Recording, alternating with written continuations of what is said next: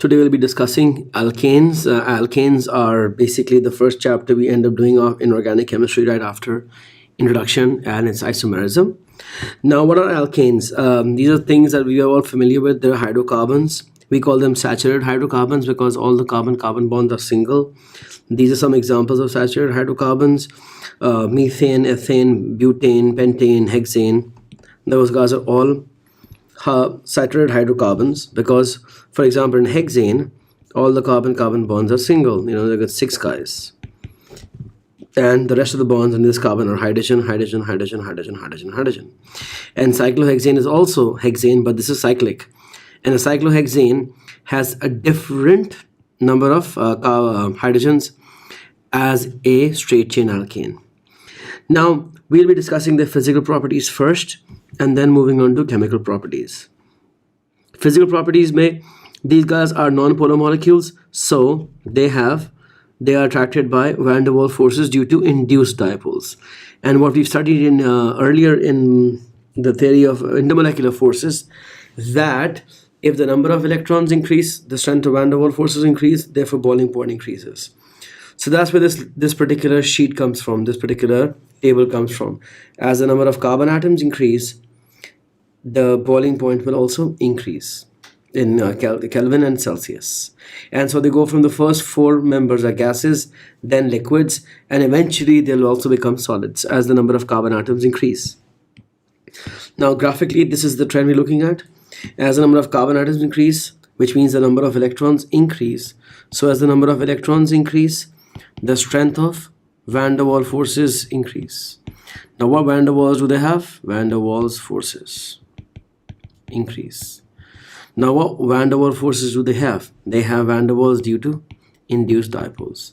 Now why do all alkanes have van der Waals due to induced dipoles? It's because they are actually non-polar molecules. Carbon and hydrogen have similar electron negativities, and even then the molecules are pretty symmetrical. Okay, moving on. What one particular thing we're going to talk about right now is that these are basically boiling points of unbranched alkanes, unbranched, which means that when they start making branches for the same molecular formula, the boiling point does vary. For example,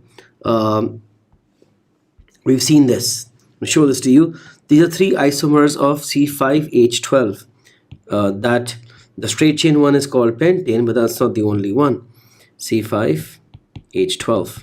So the straight chain one is pentane. Then we got the 4 carbon in the chain, methylbutane, and we got 2 carbons in the chain, dimethylbutane. Obviously, you might wonder why isn't this called 2-methylbutane? It is 2-methylbutane. It's just that that's the only methylbutane we have, so nobody bothers writing it. But if you look at these 3 structures, they are actually isomers of C5H12, but the boiling points aren't the same, even though their electrons are the same. So they got liquid, and as the boiling points the boiling points are decreasing as the branches are increasing. As the branches increase, the boiling points are decreasing.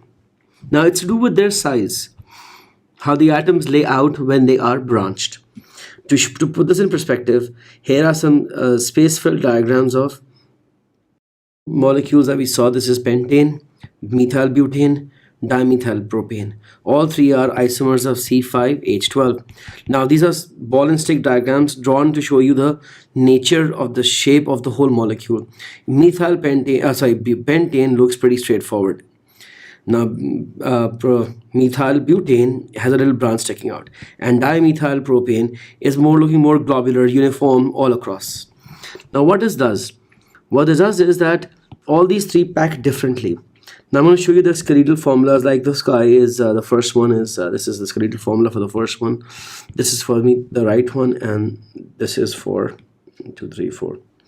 So these are the skeletal formulae for pentane, methylbutane, and dimethylpropane. The problem with branches is that when you want to pack them up, what happens is, this is the big problem. When pentane starts to react, pentane packs up, look at how neatly it's packing up. And methylbutane is not packing up so well. And dimethylpropane is packing up even less uniformly. Now what happens is that there is a much increased surface area of contact here. which means that these guys will have much stronger van der Waals forces, and these guys will have it weaker and even weaker. So as the branching increases, they cannot pack as tightly. What that means is that there is a reduction in the strength of van der Waals forces. And if in this case the van der Waals forces decrease, therefore boiling points and melting points also decrease. Now that's so please note that branching decreases melting point and boiling point, MP and BP. And that's because branching means that the less surface area of interaction, therefore weaker van der Waals forces. The other physical property we're going to talk about is solubility. Since alkanes are non-polar, they only dissolve in non-polar solvents. And so much so that these guys are so nice, and that when in their liquid forms are actually good solvents. Hexane is a pretty popular solvent to use, a popular non-polar solvent to use. Anyways, so we'll go on to the chemical properties for alkanes. Now, generally speaking, alkanes are very unreactive. These are the chemical properties. Alkanes are unreactive. Now, why are they unreactive? It's because the carbon-hydrogen bond is actually non-polar. It has very low polarity. It's almost non-polar. Secondly, it's a non-polar bond, and it's also very strong. So the bond energy is pretty strong. Bond energy is pretty high. It's a strong bond. So the basic idea of chemical reactions generally, not always, generally is that if something has to react, the bonds broken have to be weaker than the bonds formed. There aren't too many bonds that are stronger than a CH bond. Most of the time the CH bond is so strong it doesn't break down. But they do have two reactions, actually. Three, in fact. What are they? Alkanes have three particular reactions. They react with oxygen, like all hydrocarbons and even all organic compounds. All organic compounds undergo combustion, because what happens is when they react with oxygen, they make oxides like carbon dioxide and water, and carbon-oxygen bonds and hydrogen-oxygen bonds are stronger than the carbon-hydrogen bond. That's why these guys can react. Second, cracking. Cracking basically converts large chain hydrocarbons into smaller chain hydrocarbons. And the third reaction is reaction with chlorines and other halogens, and under the form of free radical substitutions. So they undergo substitutions with halogens. So these are the three reactions we'll be looking at. Now, I'm not going to be talking about their fractional distillation of crude oil and all that stuff. That stuff is basically done in O levels. It's pretty easy. You're supposed to know that. You're supposed to know some of the gases that cause pollution, like nitrogen monoxide, sulfur dioxide, carbon monoxide, and all that. Environment way, I am more concerned with specifically what alkanes are different from other guys with. So there is combustion, and we're going to treat the combustion reaction first for all hydrocarbons first, and then even that can be applied to alcohols and acids. Cracking, we look at it very simply. It's a small reaction, nothing too much to worry about. It's a basic, just trying to break larger molecules into smaller ones. And this is where the meat of the chapter is, trying to understand how free radical substitution works. But first, we'll start off with combustion. Now, what is combustion? Let me scroll down. Here are some reactions of combustion of some alkanes. Now, methane plus oxygen becomes CO2 and H2O. These are balanced equations. All hydrocarbons, not just alkanes, all hydrocarbons burn with oxygen to form carbon dioxide and water. Obviously, this is complete combustion reactions. They can also have incomplete combustions. But basically, hydrocarbons plus oxygen can be burned to form carbon dioxide and water. What is fun is what we call combustion analysis. So I'll move this a little bit up. Combustion analysis. That means to try to figure out the formula of an organic hydrocarbon by looking at the products. Now, if you notice something here, the number of CO2s are the same as the number of carbons in the alkane chain. 1, 1. 2 CO2s, 2. 11 CO2s, 11. And the number of waters are exactly half of the number of hydrogen atoms. It can be used to find to write out a general formula for the reaction of all hydrocarbons with oxygen to undergo complete combustion. And that is that if I have X atoms of carbon and y atoms of hydrogen in my hydrocarbon formula, then the number of carbon dioxide it forms is x moles of carbon dioxide, and it forms y over 2 moles of water. And if you balance this out for the oxygens, you get something like this: x plus y over 4. For anybody trying to figure out the algebra for this, if you add all the y's here and the other oxygens, y over 2 here and 2x, and divide the whole thing by 2, you'll get this formula. But otherwise you can just learn this formula, that CXXY will react with x plus y by 4 over 2 to form x CO2 and y over 2 waters. Apply that to here, you'll realize that x is 11 plus y over 4. 24 divided by 4 is 6. 11 plus 6 is 17. You see that?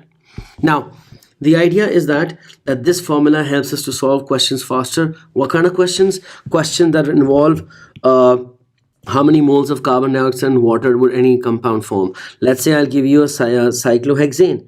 Cyclohexane is C6H12, not even an alkene, but it's an alkane with an alkene formula. By just looking at this, I know it'll make 6 moles of CO2 and 6 moles of CO2 and 6 moles of H2O, 12 over 6. And the oxygens will be 6 plus 12 over 4. 12 over 4 is 3. 3 plus 6 is 9. And just to check, you got 6 times 2, 12 plus 6 hydrogens, 18. 9 times 2 is 18. So this formula works even if you have an alkane or if you have an alkene, as long as you apply this particular way. Now, the other thing to note is that whatever hydrocarbons you have, the gases involved here would be that oxygen will always be a gas at room temperature, and carbon dioxide will be a gas at room temperature, and water will be a liquid at room temperature. Now, why does this matter? It matters to solve questions involving gaseous productions of volume. Now, what do I mean by that? Well, let's say that I tell you that, you know what, I've got 10 cm cube of propane gas, and I say that I'm going to burn this in excess oxygen. Now, propane is C3H8 plus oxygen gas forms 3 moles of CO2, and in this case 4 moles of H2O. Now, the question might, I'm writing the state symbol so that it'll come in handy. The question might say that I have 10 cm cube of propane gas, and I'm mixing this with 100 cm cube of oxygen. And the question might say, well, then what's the volume of carbon dioxide produced, and what's the volume of oxygen left over? Now, for that, you got to use the mole ratio here. So when you look at the equation, it'll be x plus y by 4. X plus y by 4. 3 plus 8 over 4. 8 over 4 is 2. 3 plus 2 is 5. So I got 5 oxygens. What this reads out is that 1 mole of propane reacts with 5 moles of O2 to make 3 moles of CO2 and 4 moles of H2O. Now, for gases, mole ratio is the same as volume ratio. So this is the same thing as saying that 1 cm cube of propane will react with 5 cm cube of propane to make 3 cm cube of CO2 and 4 cm cube of CO2. Now, please note, it doesn't mean that 1 mole has the same as 1 cm cube volume. This just means that if the mole ratio is 1:5:3:4, therefore the volume of gas ratio is also 1:5:3:4. And that comes in handy in trying to solve for how much oxygen gas is used up, how much is left, how much propane is used up. Actually, in this case, if you notice, if the ratio is 1 reacts with 5, so 10 cm cube will react with how much oxygen? 50 cm cube. So the reaction would be that 10 cm cube of propane reacts with 50 cm cube of oxygen to make 30 cm cube of carbon dioxide. Now here I made a mistake. I shouldn't be writing the volume of water, because at RTP, if these are measured at RTP, this is a liquid. So we'll never be using water's volume, because this ratio for gases is only true for gases. Mole ratio with gases, not liquids. So using this, I know how much of oxygen is used up.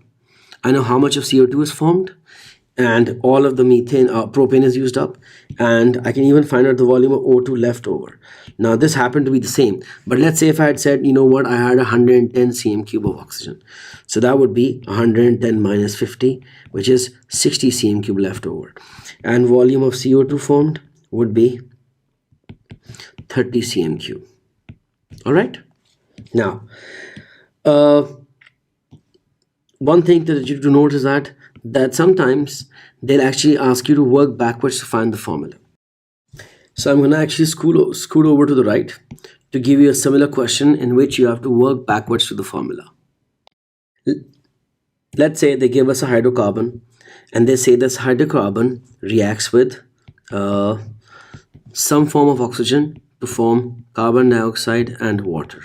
Now they'll never give us the volume of water or anything like that, but that would be the equation. Now here obviously you'll have to have x over, I didn't write the whole equation, x plus y by 4O2. So that's the generic equation that we have. Now the information in the question would be that, let's say they said we give you a 10 cm cube of a hydrocarbon A, and let's call this A. Now also they said that, okay, we got 10 cm cube of this, so 10 cm cube of this fellow, and it was mixed with a 50 cm cube, actually no, let's make it 70 cm cube of oxygen. And at the end of the experiment, they figured that the volume of CO2 formed was, and I'll tell you how they figured that out, but let's say they tell us that the volume of CO2 formed is 20 cm cube, and the volume of oxygen left is, let's say, 40 cm cube. Now using this information, we have to figure out the formula. Now obviously I've worked this math out, but there's a particular formula we'll work towards. The thing that you got to keep in mind is that the O2 is a gas, CO2 is a gas, and H2 is a liquid. So this is a liquid room temperature, and we will not worry about the volume of H2O because we can't figure that one out. Now from the data information that I have in the question, I can find definitely one thing. The first thing I want to find is what's the volume of oxygen that reacted. Now I took in a total of 70 cm cube, and left over at the end of the experiment unreacted was 40 cm cube. So what actually did react? 30 cm cube. So I know that 10 cm cube of the hydrocarbon reacts with 30 cm cube of O2 to make 20 cm cube of CO2. Now that's the gases involved, and I want to find their simplest ratio. So 1 cm cube reacts with 3 cm cube to give me 2 cm cube. That's the simplest volume ratio, which comes out to, because volume of gas ratio is the mole ratio, this is what it comes out to, that if it's 1 cm cube reacts with 3 cm cube, it's like saying 1 mole of the hydrocarbon reacts with 3 moles of oxygen to give me 2 moles of carbon dioxide. Now having found that mole ratio, I can work and figure out the x and the y values. This tells me that the x value is, because this is x is 2, and tells me that x plus y by 4 is 3, x plus y by 4 is 3, and we already know x is 2, so y by 4 is equal to 3 minus 2, y by 4 equals to 1, so y equals to 4. Now in this case, by knowing x and y, now I know what my hydrocarbon was. The hydrocarbon was C2H4 or ethene. So that's the kind of questions they'll give you to solve. Let's look at a past paper question regarding that.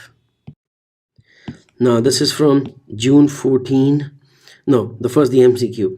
This is from June 15, paper 41. They have this molecule is lemon, and they're saying what is the mole ratio of carbon dioxide to water produced when this guy is completely burned in oxygen. Uske liye, you've got to find the molecular formula for this. So how does one do that? Let me zoom in first, and let's figure out this molecule's formula. Now uske liye, you should be able to draw the molecule out. Now this would be CH3, the top one, then a CH3 on the top one, then a C, and the hexagonal ring, 1, 2, C, C, C, C, C, C, C, C, C, double bonded. That's a double bond, that's a double bond. So you gotta put the hydrogens in. So you got 2 hydrogens here, no sorry, you got 1 hydrogen here, 2 there, 1 there, 2 here, 3 here, 2 here, and 2 here. And if you count the carbons first, there's 1, 6 here, 7, 8, 9, 10. 10 carbons, C10. And how many hydrogens here? 3, 4, 5, 6, 7, 8, 9, 10, 11, 12, 13, 14, 15, 16 hydrogens. This is the number of hydrogens here. So once you figure that one out, the formula, all you gotta do is just burn this guy in oxygen.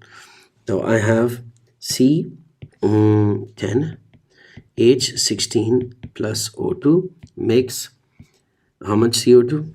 This makes actually 10 CO2 and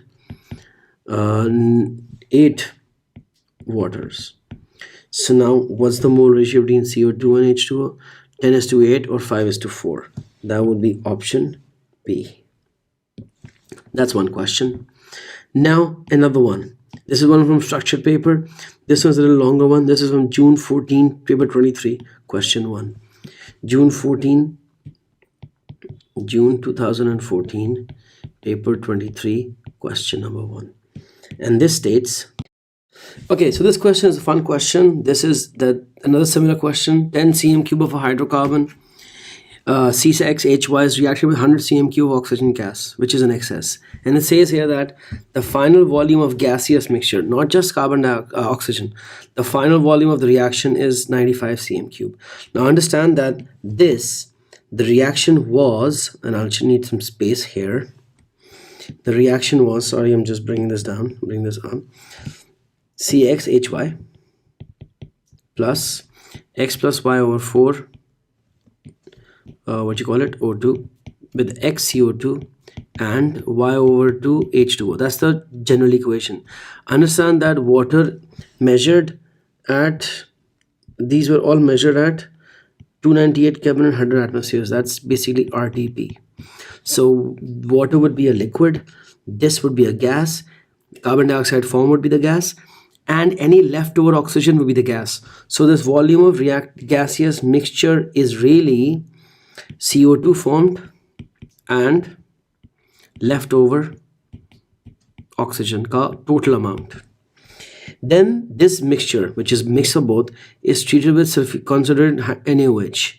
Now understand that NaOH is used here to absorb carbon dioxide, and the reason why that is because carbon dioxide is an acidic gas. This is alkali. This is basically what happens when lime water reacts with carbon dioxide, the same thing. So when for example, when NaOH reacts with CO2, what's it going to make is sodium carbonate. Now for that you need 2 moles of NaOH, then, and the remaining, if you realize, it becomes 1 mole of water. So 2 moles of NaOH plus 1 mole of CO2 makes sodium carbonate and water, and that is soluble, and so all of the carbon dioxide will be absorbed by NaOH. And after it does that, the volume reduced to 75 cm cube. Now this tells me two things. The difference in volume was the carbon dioxide absorbed by NaOH, and this is basically all of the carbon dioxide has been absorbed by NaOH, so the remaining volume must be of the leftover oxygen gas. So the leftover oxygen gas is 75 cm cube, and how much of carbon dioxide is absorbed is 20 cm cube. So they're saying calculate the volume of carbon dioxide produced by the combustion.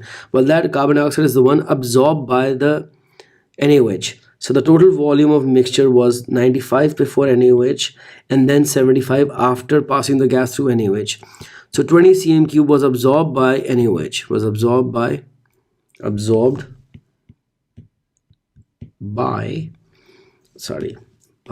NaOH. That must be carbon dioxide. So the volume of carbon dioxide produced must be 20 cm cube. Now, understand that the reacting mixture was 95 cm cube, and after carbon dioxide absorbed, the remainder is 20 cm cube. So, what's the volume of oxygen absorbed? Sorry, reacted, not absorbed, reacted in the reaction. So you had 100 cm cube starting oxygen volume, and at the end of the experiment 75 remained, because that was oxygen. So 25 cm cube of oxygen was used up. So that's 25 cm cube. So that's what we have. 20 cm cube of carbon dioxide and 25 cm cube of oxygen is used up. By that method, what do we have? We have they'll want you to find out the values of x, y, and z. So how do you work that out? Well, let me do the working a little below. So you got CXHY plus x plus y over 4 O2 becomes X CO2 and Y over 2 H2O. That's the equation, general equation. They took 10 cm cube of the hydrocarbon and it reacted with 25 cm cube of oxygen to make 20 cm cube of carbon dioxide. That gives you the basic ratio of 1 is to 2.5 is to 2 in cm cube terms. That would be the same as the mole ratio. 1 mole of propane, 1 mole of the hydrocarbon is reacting with 2.5 moles of the oxygen to give 2 moles of carbon dioxide. Using this, we can find the value for X and Y. In this case, X would be 2 moles, and knowing that X plus Y by 4 must be 2.5, and if X is 2, it's 2.5 minus 2, which is 0.5. That works out to Y as 2. So X is 2, Y is 2. That gives you the formula C2H2. So that must be the hydrocarbon.